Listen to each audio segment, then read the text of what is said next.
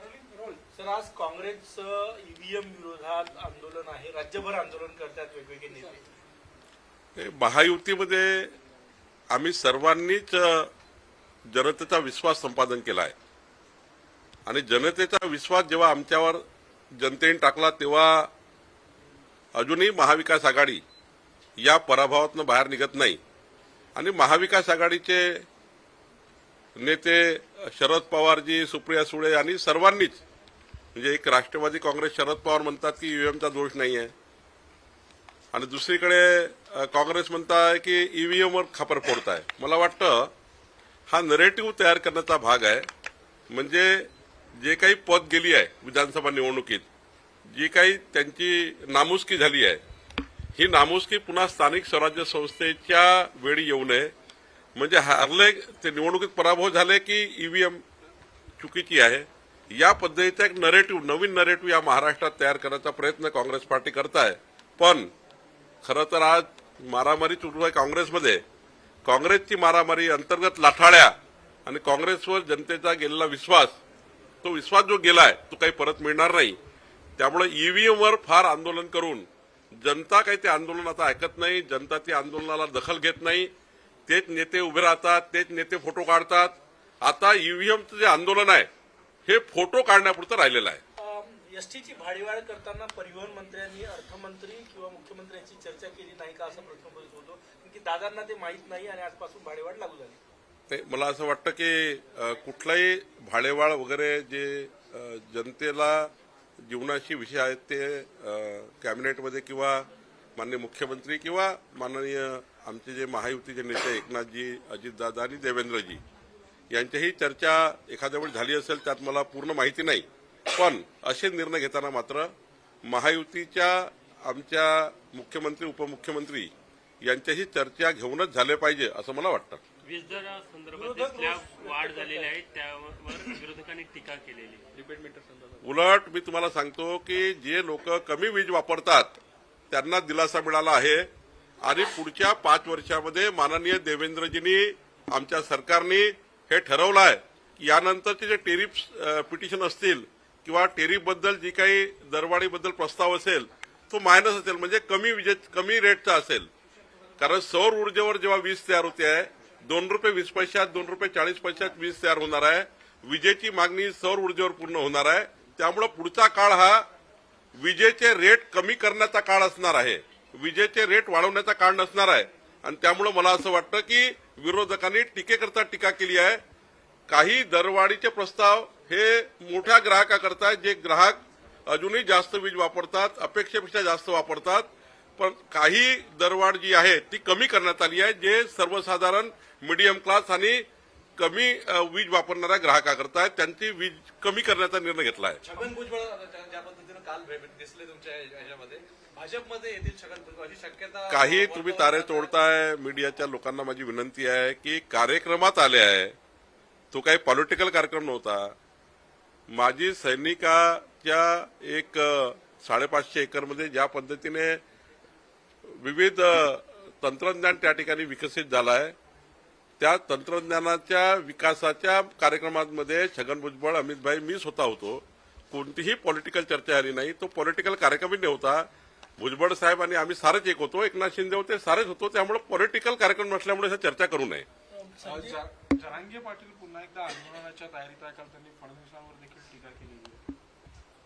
नाही, मला असं वाटतं जरांगेंचं आंदोलन हे सामाजिक आंदोलन आहे. त्यांनी समाजाचं आंदोलन करण्यामध्ये किंवा त्यांना वाटतं की आमच्या सरकारने न्याय दिला पाहिजे, तर त्यांना आंदोलन करण्याची मुभा आहे. आमचं सरकार न्याय देत आहे. एवढं न्याय देणारं सरकार या महाराष्ट्रात कधीच आलं नाही.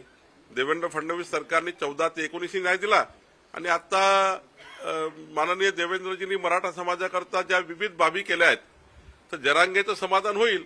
समाधान होत नसेल तर आमचा काही पर्याय नाही. पण मराठा समाजाकरता ज्या पद्धतीने माननीय देवेंद्रजींनी मराठा समाजाकरता आमच्या सरकारने ज्या पद्धतीच्या सवलती आणि आरक्षणाबद्दलचे निर्णय घेतले आहे, ऐतिहासिक निर्णय घेतले आहे. अजूनही जर जरांगे पाटलाचं समाधान होत नसेल तर मग आता ते निर्णय घेतील त्याबद्दल मी काही बोलू शकणार नाही. स्थानिक स्वराज्य संस्थेमध्ये ओबीसी आरक्षणाचा तिढा सुटणार नाही तेव्हापर्यंत आम्ही राज्यात निवडणुका होऊ देणार नाही असं विजय वडेट्टीवार म्हणाले. नाही, काय नवीन आहे? त्यांनाही माहितीच आहे ओबीसी आरक्षणाचा निर्णय हा सुप्रीम कोर्टात झाल्याबरोबर निवडणुका लागणार आहे. त्याच्यात वडेट्टीवारचा काय रोल आहे? सुप्रीम कोर्टाचा रोल आहे. सुप्रीम कोर्ट निर्णय करेल त्या दिवशी निवडणुका लागेल. आणि थांबल्या कशा करताय? ओबीसी आरक्षणाकरताच थांबल्या आहे. त्यामुळे ज्या दिवशी ओबीसी आरक्षणाचा निर्णय सुप्रीम कोर्टात होईल त्या दिवशी निवडणुका लागतील. त्यामुळे वडेट्टीवार सुप्रीम कोर्टाच्या निर्णयावर असं काही बोलू शकत नाही. ऑर्डिनन्स फॅक्टरीमध्ये काल ब्लास्ट झाला. त्या ठिकाणी 8 लोक ज्या मृत्युमुखी पडले आणि 7 लोक ज्या जखमी झालेले आहेत.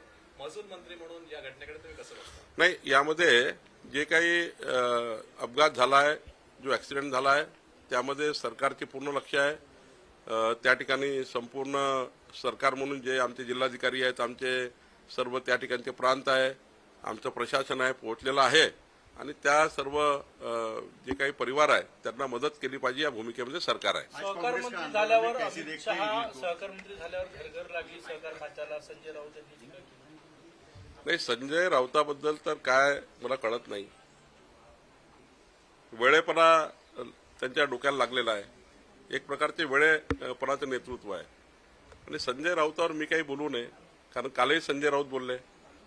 म्हणजे संजय राऊत तर मला असे दिसतात की विश्वातले जर काही यादी केली जमिनीच्या व्हॅल्यूवर, जे उत्कृष्ट व्हॅल्युअर्स आहे जमिनीचे, सर्वात उत्कृष्ट विश्वविख्यात व्हॅल्युअर संजय राऊत दिसतील. काल ते म्हटले कोराडी महालक्ष्मी जगदंबा संस्थानाची 10 एकर जमीन जी अनेक वर्षापासून लीज होती, ती लीज आम्ही रिन्युअल केली सरकारकडनं मागच्या सरकारमध्ये. ते म्हणतात 600 कोटीची आहे. आता हा विश्वविख्यात व्हॅल्युअर आहे संजय राऊत. याला बक्षीस दिलं पाहिजे कोराडी मंदिरात आणून. मी त्यांना बोलवणार आहे कोराडी महालक्ष्मी मंदिरात आणि त्यांना आई महालक्ष्मीच्या जगदंबेच्या संस्थानामध्ये कुठली 600 कोटीची जमीन आहे जरा एकदा त्यांना दाखवून दिली पाहिजे. हे असे वेळेपणा झालेले, डोक्यात फरक पडलेले लोक त्यावर तुम्हाला का विचारतात? मला विचारू नका संजय राऊतावर. ती जमीन महालक्ष्मी मंदिराला मिळालेली आहे, तुमच्या खासगी संस्थेला नाही. आणि ते 600 कोटीचा आरोप करतात. त्या जमिनीची आजचा मार्केट प्राइस किती आहे? त्या जमिनीची 4,30,00,000 रुपये मार्केट प्राइस आहे. त्यातले पूर्ण पैसे भरून ती संस्थान घेणार आहे. आता 90 लाख रुपये भरलेले आहे संस्थानाने आणि पुढच्या 30 वर्षामध्ये 4,80,00,000 पूर्ण संस्थानाला भरायचे आहेत. 4,20,00,000 त्याचा पूर्ण व्हॅल्युएशन आलेलं आहे. आणि संजय राऊत ते वेळे झाले आहेत. ते जगातले सर्वात विश्वविख्यात व्हॅल्युअर झालेले आहेत. त्यामुळं स्वतःच भ्रष्टाचारामध्ये कितीदा आरोपी असलेले, जेलमध्ये गेलेले लोक हे या पद्धतीचे आरोप करतात. आता महाराष्ट्र ही जनता या वेळेपणाला कंटाळलेली आहे. आज कांग्रेस का आंदोलन है, कैसे देखते हैं इस आंदोलन को? देखिए, कांग्रेस पार्टी सुधर नहीं रही है. अब उद्धव ठाकरे ने भी उनको छोड़ दिया है. कल उद्धव जी ने कहा कि हम अकेला लड़ेंगे, अब उनके साथ नहीं लड़ेंगे, क्योंकि कांग्रेस पार्टी बिखर गई है. अब वो थोड़ी अपनी साख बचाना चाहती है ईवीएम का आंदोलन लेकर. लेकिन महाविकास आघाड़ी में 2 मत है. एक तरफ शरद पवार जी की राष्ट्रवादी कहती है ईवीएम का कोई दोष नहीं है, जो उनके साथ चुनाव लड़ी है. एक तरफ उद्धव ठाकरे ने उनको छोड़ दिया है और दूसरी तरफ कांग्रेस पार्टी तिलमिला गई है. अब ये सारा ठिठोरा जो है चुनाव का, ये फोड़ना चाहती ईवीएम पर. लेकिन अब ईवीएम का आंदोलन केवल फोटोबाजी, फोटो सेशन हो गया है. अब केवल फोटो लोग निकालेंगे और घर जाएंगे. कोई आंदोलन में जनता का समर्थन नहीं है. महाराष्ट्र में आज से टिकट बढ़ गई है एसटी की, क्या कहेंगे? देखिए, मुझे उस निर्णय पे थोड़ा मैं और चेक करूंगा. माननीय मुख्यमंत्री जी, हमारे दोनों उप मुख्यमंत्री मिलकर जो निर्णय क्या हुआ है, कैसे हुआ है, एक बार सब कैबिनेट के सामने आएगा या फिर हमारे साथ चर्चा होगी.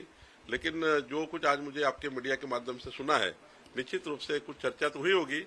और जो निर्णय किया है परिवहन डिपार्टमेंट ने, वो सबको विश्वास में लेके किया होगा. राहुल गांधी संविधान सम्मेलन के लिए पटना जा रहे हैं, बट कहीं ना कहीं दिल्ली चुनाव में गांधी परिवार का कोई भी नजर नहीं. देखिए, उनकी साख ही बची नहीं है. भाषण सुनने को लोग आते नहीं है. अब राहुल गांधी का जो बैठक होती है वो 30-40 लोगों में होती है. 20-25 लोग रहते हैं उनके बैठक में. वो नुक्कड़ बैठक लेते हैं अभी आजकल, तो उनको सभागृह लेना पड़ता है छोटा छोटा. तो वो अपनी साख बचा रहे, घूम रहे इधर उधर. कांग्रेस पार्टी तो पूरे देश में कहाँ चली गई आपको तो मालूम है. महाराष्ट्र में तो कहीं उनका असर ही नहीं है. फिर हरियाणा भी आपने देखा, आगे आप दिल्ली भी देखेंगे. दिल्ली में भी सुपड़ा साफ है। कांग्रेस पार्टी 2029 तक इस महाराष्ट्र और देश के नक्शे से किंचित किंचित हो जाएगी। भाऊ, मुंबई बॉम्बस्फोटाचा मास्टर माइंड तहरूर राणा याला भारतामध्ये त्याचं प्रत्यार्पण होणार आहे। अमेरिकेच्या न्यायालयाने तशा प्रकारची परवानगी दिलेली आहे। याचा किती फायदा होईल असं वाटत आहे? नाही, अशा शक्तीला जेव्हा आपण या देशामध्ये आणतो किंवा अशा शक्तीवर आपण अंकुश लावतो तेव्हा इतर शक्ती मात्र हिंमत करत नाही। इतर शक्ती ज्या षडयंत्र करण्याच्या परिस्थितीमध्ये असतात त्या आपले षडयंत्र थांबवतात आणि अशा घटना जेव्हा वाटतं की सरकार स्ट्रॉंग आहे, जेव्हा प्रशासन स्ट्रॉंग आहे, तेव्हा मात्र देशासोबत गद्दारी कोणाची हिंमत कोणाची होत नाही। अशा घटनातनं हा एक मोठा संदेश जातो। सर, एक चर्चा सुरू आहे की 30 लाख लाडक्या बहिणी अपात्र केल्या जाईल, काय वास्तविकता आहे सरकारमध्ये? काही चर्चा नाही, अजून कुठलेही निकष ठरले नाही। निकषाच्या आधारावर काही त्याचं स्क्रुटिनिंग होईल, अजून कुठलंही त्यामध्ये सरकार गेलं नाही। पण सरकार शोधताय कोणी बदमाशी केली आहे का आमच्या लाडक्या बहिणीच्या योजनेमध्ये, आणि सरकार पुढे जाईल। अमित शहानी टीका केलेली आहे शरद पवारांवर, ज्या पद्धतीने टीका झाली आहे त्यावर ते म्हणाले की पंजाबराव देशमुखांनंतर म्हणजे शरद पवारांचं मोठं योगदान कृषी क्षेत्रासाठी या वडेट्टीवार म्हणाले। वडेट्टीवारला मला वाटतं जरा अभ्यास करावा लागेल पुन्हा वडेट्टीवारनी काय म्हटले अमित भाई की जे निर्णय देशामध्ये मोदी सरकार आल्यावर झाले हे निर्णय शरद पवारजींना कृषी आणि सहकार खात्यात करता आले असते। आणि बरोबर आहे की तुम्ही जेव्हा 65 वर्ष सत्तेमध्ये होते तेव्हा तुम्ही कृषी क्षेत्राकरता सहकार क्षेत्राकरता साधा सहकार क्षेत्रामधला ज्या क्षेत्रामध्ये शरद पवार साहेब काम करतात त्या sugar factory area sugar cane एरियामध्ये इन्कम टॅक्सचा प्रश्न सुद्धा शरद पवार साहेबांना सोडवता आला नाही। ज्या भागात ते नेतृत्व करतात पश्चिम महाराष्ट्रात त्या भागातल्या कारखानदाराचे प्रश्न सोडवता आले नाही, इथेनॉलचा प्रश्न सोडवता आला नाही। हे सारे प्रश्न आज कारखानदारी शुगर केन कारखानदार जे टिकताय याला जर सर्वात मोठं जर पाठबळ असेल ते मोदी सरकारचं आहे। त्यामुळं डंके की चोट पर अमित भाई बोलले आहे की तुमचं सरकार हे कधीही शेतकऱ्याच्या बाजूने नव्हतं, आमचं सरकार हे शेतकऱ्याकरता काम करताय, सहकाराकरता काम करताय, आमचं सरकार हे महाराष्ट्राला मजबूती देण्याकरता काम करताय। त्यामुळे डंके की चोट पर अमित भाई बोलले आहे आणि त्यांनी जे बोलले आहे ते खरं आहे। पट्टेवाटप केले आज किती लोकांना पट्टेवाटप केले? नाही, मी आता महाराष्ट्रभर एकही व्यक्ती असा राहू नये ज्यांना त्यांच्या जमिनीचं स्वामित्व मिळणार नाही। या महाराष्ट्रातल्या सर्व जमिनीवर राहणारे सर्व त्या ठिकाणी डिस्प्यूट नसलेल्या जमिनी ज्या ठिकाणी वाद आहे डिस्प्यूट आहे त्या सोडून जे सरळ सरळ पट्टेवाटपाचे प्रकरण थांबले आहे सर्वांना स्वामित्व देण्याची योजना आम्ही सुरू केलेली आहे। आजही मी मोठ्या प्रमाणावर पट्टेवाटप केलेले आहे आणि महाराष्ट्रभर पुढच्या काळामध्ये आम्ही स्वामित्वाच्या माध्यमातून प्रत्येकाला पट्टे देणार आहोत आणि एक कार्यक्रम हा महाराष्ट्राचं महसूल खातं करणार आहे। 17 सप्टेंबर ते 2 ऑक्टोबर राष्ट्रनेता ते राष्ट्रपिता म्हणजे 17 सप्टेंबरला माननीय मोदींचा जन्मदिवस आहे। राष्ट्रनेता म्हणून आम्ही अभियान चालू करू। हे महसुली अभियान 15 दिवसाचं असणार आहे आणि राष्ट्रपिता महात्मा गांधीजी यांच्या जन्मदिवसापर्यंत जयंतीपर्यंत राष्ट्रनेता ते राष्ट्रपिता असं मोठं महसुली अभियान या वर्षी 15 दिवस आम्ही करणार आहोत। त्या काळामध्ये आतापर्यंतच्या इतिहासामधले जेवढे प्रश्न शिल्लक राहिले आहेत म्हणजे जेवढे काही प्रकरण शिल्लक राहिले आहेत आमच्या महसुली खात्यात सारे प्रश्न आम्ही सोडवणार आहे। एकही प्रश्न शिल्लक राहणार नाही याची आम्ही काळजी घेणार आहोत।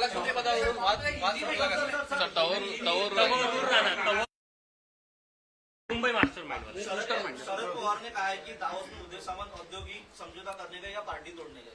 देखिए, जिनका चश्मा अभी टूट गया है, जनता ने चश्मा ही तोड़ दिया है देखने के लिए। तो जब चुनाव में विधानसभा चुनाव में जब देखेंगे तो सारे उनके जितने भी डॉक्टर ने उनके चश्मे बना दिए थे वो सारे तोड़ दिए लोगों ने और उनको दिखता नहीं अभी कुछ। अब नए चश्मे खरीदने पड़ेंगे।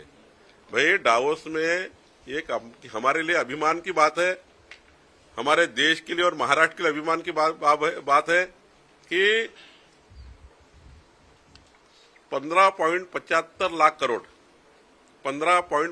लाख करोड़ के इन्वेस्टमेंट इस महाराष्ट्र में आ रही है। ये आज तक के महाराष्ट्र के इतिहास का सबसे बड़ा हमारा आज तक का ये सबसे बड़ा हमारा इन्वेस्टमेंट का माननीय देवेंद्र जी ने किया हुआ एक एफर्ट है। इतना बड़ा एफर्ट देवेंद्र ने किया है कि डावोस में जिस प्रकार से उन्होंने 3 दिन बैठकर जिस प्रकार से महाराष्ट्र को मजबूत किया है, अब इनका चश्मा टूट चुका है, इनके चश्मे से कुछ दिखता नहीं है। इसलिए शरद पवार जी ऐसी बात कर रहे हैं। शरद पवार जी से ऐसी बात करने में ऐसी अपेक्षा मुझे नहीं है, ऐसी बात करेंगे। तौर राणा को इंडिया लाया जाएगा, एक्स्ट्राडिशन जो है उसको यूएस कोर्ट ने permission देखिए, ऐसी घटना से देश को मजबूती मिलती है, षड्यंत्र करने वालों को जरा एक बड़ा झटका मिलता है, और जिस प्रकार से ये हमारे लिए आनंद की बात है, तो निश्चित रूप से इससे महाराष्ट्र और देश मजबूत होगा। देश की जनता को हमारी सरकार जिस प्रकार से सिक्योरिटी का आश्वासन दे चुकी है, हमारा देश सुरक्षित रहेगा, हमारे देश की जनता सुरक्षित रहेगी। आने वाले दिनों में कोई भी इस देश के खिलाफ षड्यंत्र नहीं कर पाएगा।